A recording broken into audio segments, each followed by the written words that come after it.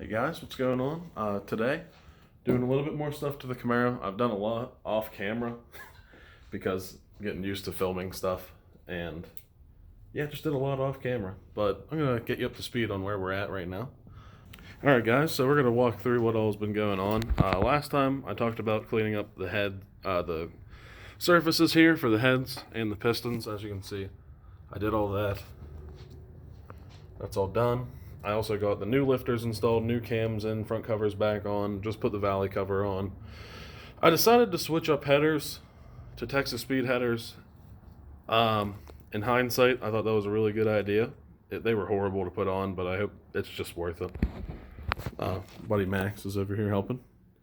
He helped me do the headers. I think we had probably like 12 hours. probably like 12 or so hours. It felt like 12 but- hours. It was probably more like 4 or 5. The driver's side ones suck. They are horrible to do. Take your That- alternator off. take- Take yeah. your engine mount off. Took the alternator off. Took the motor mount out. Dropped the cradle down. It was horrible. Had to take the oil filter off. Just horrible to do. I just hope it's worth it. I mean, these ones don't have piping for secondary air or anything like the old ones did. They're just straight through, 1 7/8. Hopefully that should make a difference. Texas Speed says it does. I'll show you the old ones. Now they're off the car because I did talk about this last time. But yeah, these bungs here are for secondary air, which whenever I bought the car, that was deleted anyway. So we don't need that. We got a new Y pipe also, so this old Y pipe I'll probably post for sale. I don't know if anybody will buy it and the headers, but reusing this piece. That's just the mid pipe for the catback. We'll see if it's too loud. If it's too loud, I'll probably weld a 3-inch muffler into this because the car's straight piped right now. It was loud before, so with a cam and everything, it'll probably be pretty loud. But yeah, that's pretty much what's going on. We're gonna try to get the heads thrown on here and see you then. All right, guys. Well, after multiple hours of struggling with this thing, we got the driver's side head on and torqued. New head gasket. Everything's all nice and clean. But there it is. All in there. On, torqued, clean. Valley covers on. Yeah, these bolts suck to get to on the sides here. But this is the harder one to do, so I'm glad that we got it out of the way first. But as you can see, there's the new springs in there that I put in the heads. Yeah. Alright guys, got the second head on. It's all torqued down. Got installed knock sensor wiring harness next. Those just plug into the knock sensors down here. I got all new gaskets and everything for this as well. The sensor plug in somewhere back there. I had to cut and resolder this plug on. This is for the map sensor. It pulled apart. So luckily somebody had one. Just a pigtail. So that's all back together. That way my map works. Manifold absolute pressure. So yeah, it's going pretty good. Alright guys. Got nice new manifolds on. Or long tube headers, I guess. Texas Speed 1 7/8. Both sides are on. Just got the knock sensor wiring ran back into there, plugged it in. New coolant temp sensor because that broke. And 8 new plugs. So that's all in. Next I'm going to drop in the push rods, rocker arms, and then we can do the valve covers. So, alright, so we got plug wires on, manifolds are bolted up. Tight, new gaskets, rockers on, torqued, push rods are new and in. New valve cover gaskets, valve covers are back on. So we're getting ready to drop the intake manifold on and the crank pulleys on. To get that on, I know there's a lot of different ways people do that. I heated down here some on the snout of the crank, or of the pulley. It's a different size. I heated that. And then it went on a decent way, and then I hit it on with a 2x4 and a hammer the rest of the time, and then I was able to just run in with the old bolt. Then I have a new bolt, so it's all on there and good. But yeah, it's getting close. Alright guys, I got the intake on. All the cables are ran, throttle cable and everything like that is ran. The front of the motor's dressed, power steering is back together, but a little side project that I'm doing. We're making a external power steering cooler because on these cars, I don't know if they're all like this, but mine was set up, here I'll show you, in the upper rad hose, they put this aluminum piece in here, and it's really ugly and just huge, and that's supposed to be a power steering coolant, or a cooler, which I don't understand how it could even cool it using coolant. It has to be harder than the fluid, so just bought a little external cooler from Summit.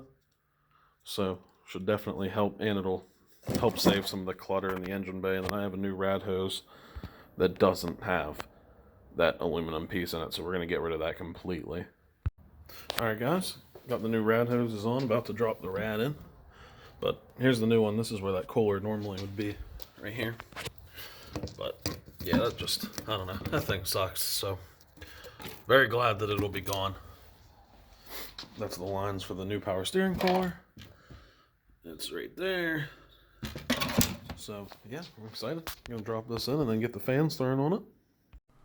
Going through and editing the video, I realized that at this point, things were starting to seem really jumbled. My phone had died, so I quit recording any video for the night. I started on the car around noon this day, and at this point it was like midnight. So it was pretty late. I did bang the car out the rest of the way.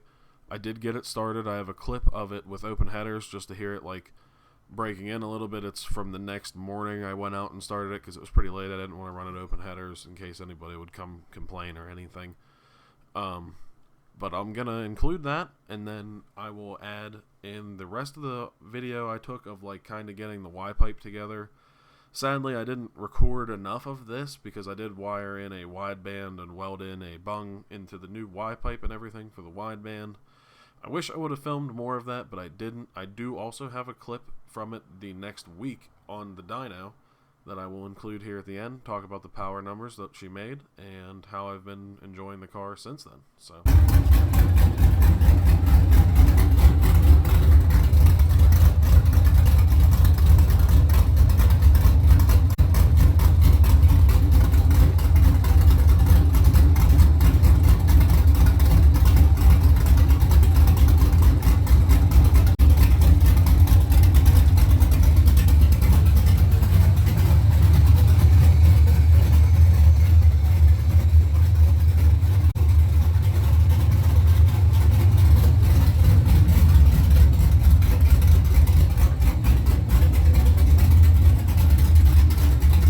alright guys, we got the Y-pipe here after mocking it up. Decided this was the best place for it. It sits like that in the car, a little bit of an angle, so I'll weld it in there, ready to go.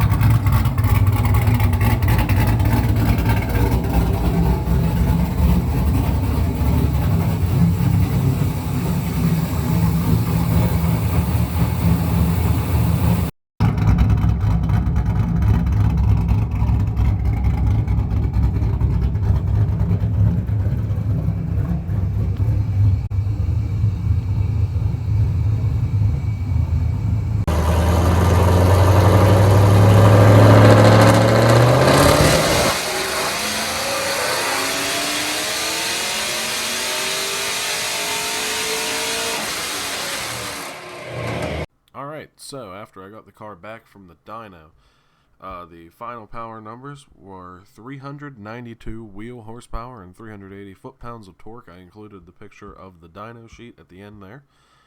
Overall, I'm pretty happy with it. I thought it would make a little bit more, but I guess for cam only, it's definitely not bad. The car's definitely noticeably faster, especially since it has a 410 rear gear. It's a lot of fun. It is a little bit loud. I would like to weld a muffler into that mid-pipe like I was talking about eventually, but I'm not sure if I will. Other than that, things I didn't put on video, I lowered the car a while ago and I bought rear lower control arm relocations for the car because it wheel hopped really bad. I did that and that fixed the wheel hop on the car.